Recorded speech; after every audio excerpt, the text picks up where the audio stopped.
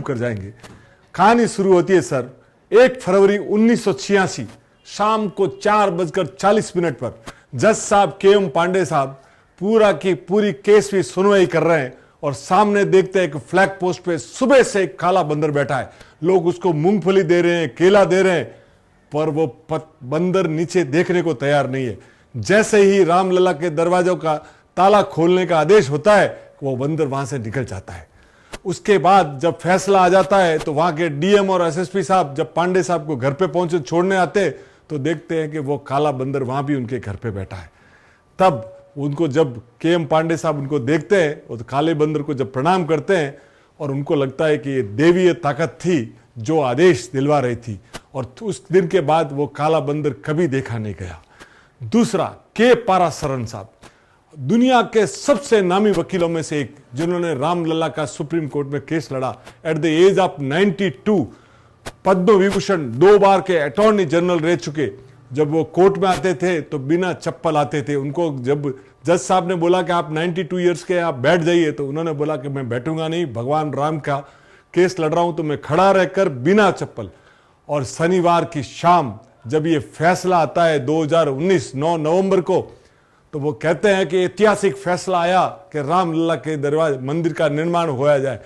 तो सोमवार की शाम दिल्ली में 2nd फ्लोर पे रात को 8:45 पर 30 से 40 बंदर वहां हुआ। दिल्ली में जहां साहब रात को एक बंदर दिखाई नहीं दे, वहां 30 से 40 बंदर उनके 2nd फ्लोर के टेरेस पे आ गए।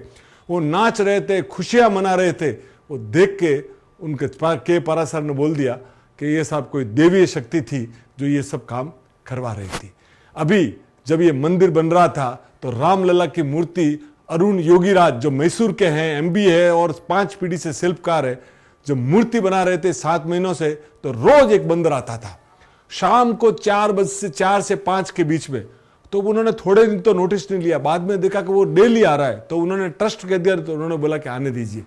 और उसके बाद एक बार तिरपाल और दरवाजा बंद किया था तो वो दरवाजा खटखटा के अंदर आया और पूरे 7 महीने वो बंदर आता रहा, आता मूर्ति को निहारता और शांति से चला जाता। उसके बाद जब फैसला, जब प्रतिष्ठा हुई 22 जनवरी को, तो आप सुनिए ने कितनी सिक्योरिटी होगी सर। और 23 जनवरी को वापिस एक काला बंदर आया तो लोगों सिक्योरिटी दौड़ी कि भाई कहीं ना कहीं मूर्ति को कोई नुकसान नहीं पहुंचाए, पर वो तो शांत चित्त से आया, दर्शन किया और पूरी दरवाजे से निकल गया। तो साहब हनुमान जी और राम का, और आपको ध्यान है हनुमानगढ़ी में जब RDX रखा गया था और पूरा हनुमानगढ़ी को उड़ाने की बात थी, उस समय आपने देखा होगा कि हनुमान जी बंदर के रूप में आए और वो वाटर कूलर के ऊपर तारगढ़ खोल के चले गए थे। तो साहब अयोध्या की रक्षा महावीर हनुमान करते हैं। बोलो सियावर रामचंद्र की जय।